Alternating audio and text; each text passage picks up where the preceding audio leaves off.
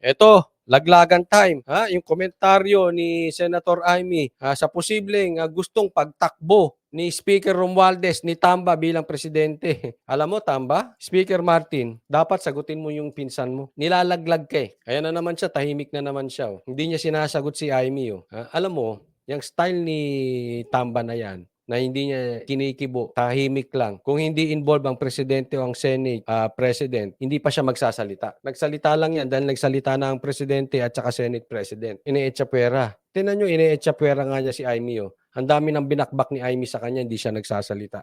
Binakbakan din siya ni Pulong, di siya nagsasalita. Diba? Anong ibig sabihin nun? Ine-echapuera niya talaga. Mamimili lang siya ng papakinggan. Yan ba ang gusto nyong presidente, si Tamba, na walang pakialam sa inyo? Namimili lang. Kung hindi presidente o Senate president lang ang sasagutin niya. Pinalulutan ngayon ni Senadora Amy Marcos na may nag-uudyok sa kanyang pinsan na si House Speaker Martin Romualdez na maging Pangulo. Sa isang eksklusibong interview sa SMNI, sinabi ni Senadora Amy Marcos na simula ng pagkabata ng kanyang pinsan ay hindi nito pinangarap ang pinakamataas na posisyon sa gobyerno. Okay naman si Martin, ang barkada ko yung eldest brother niya, pero si Martin okay naman eh, hindi ko maintindihan sinong kumukwertas dyan at bakit naging ganyan. Ay naku, may kumekwerda sa iyo. Kaninong aso kaya ito? Hindi. Okay naman daw si Martin eh, pero parang iba. May parang kumikwerdas. Ibig niya sabihin ni Senator Jaime, parang may sa madaling salita, parang aso. May kumukumpas. Kaninong aso kaya ito? Naku, kakatakot yan. Hindi ako nagsabi niyan Mismong pinsan mo nagsabi sa'yo, siya ay patawag mo dyan. Kasi parang pabanjing-banjing lang naman si Martin. Kulang na lang sabihin. Ito, sabi ni Senator Amy. Ayan si Speaker Martin. Pabanjing-banjing lang yan eh. Kung bagat sa madaling salita, kaibigan ko yung niya, parang, alam mo hindi niya ganito sinabi pero parang ganito. Sa aking opinion ang dating yan, yan si Tamba, wala yan. Alangkenta yan.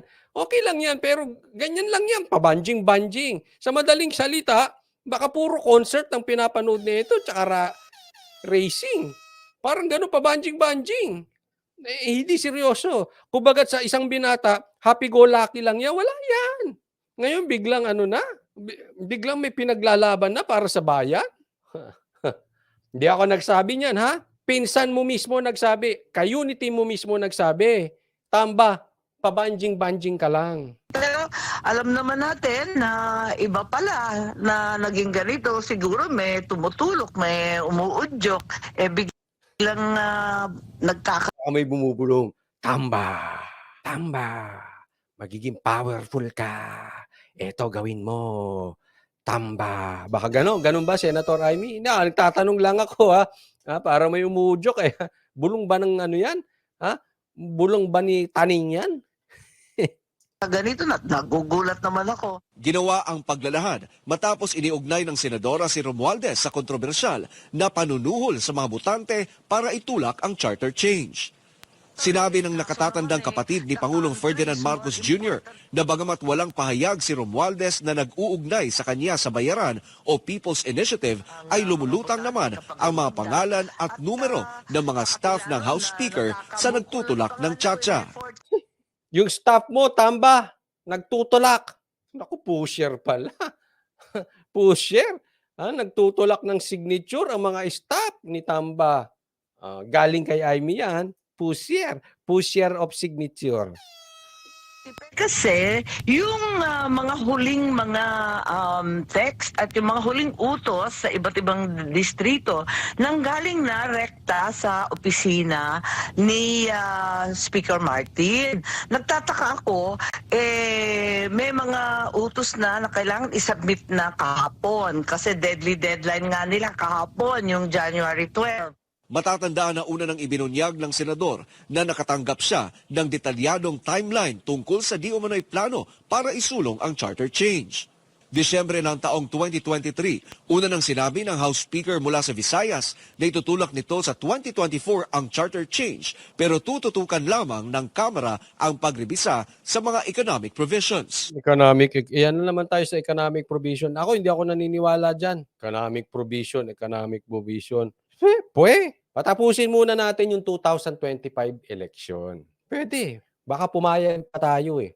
Ha? Ako, yan lang nakikita ko dyan. Kasi magkakaroon ng 2025 election. Bago natin asikusihin yung tsa na yan. Kasi alam nyo kung bakit. Para makapasok po, malay natin by that time, ang speaker, kung tatakbo, si PRRD, baka maging speaker. Saka natin, kailangan natin ng numero sa Congress at numero sa Senado. Kaya, as for me, postpone muna yan. Election muna. Kaya sasabihin, hindi, Coach Oli, kakapusin sa oras. Anong gusto nyo? Minadali, pero magiging prime minister yan? O kapusin tayo sa oras, di baling matagal, basta sigurado naman. Ako, doon na ako sa matagal. Kaya sa mamadaliin natin yan, tapos wala tayong magagawa. Pero bago magbagong taon ay kalat na sa social media ang sumbong o mga reklamo mula sa iba't ibang distrito na pinangunahan ng mga congressman ang pagpapapirma sa petisyon na nagsusulong ng tsa-tsa. Naniniwala naman si Amy na ang pagsusulong ng tsa-tsa ay hindi nagmumula sa kanyang kapatid. Una na anyang sinabi ng kanyang kapatid na si Pangulong Bongbong Marcos na imposible ito para sa isang bansa na bumabangon pa lamang mula sa epekto ng pandemya. Kung hindi yan galing kay Marcos, tigil nyo na muna yan. Pwede ba? Pakiusap natin, tigil nyo muna. Kasi, ayaw ko. Basta ako, walang tiwala. Hanggat wala sa usapin, hindi kasama ang taong bayan, tigil nyo muna yan. Ito sabi, nice Coach Oli News PH. Dapat nandyan si PRRD, Bantag, Tebes, sama na din ni Boss. Kailangan natin ang numero. So, election. Election muna.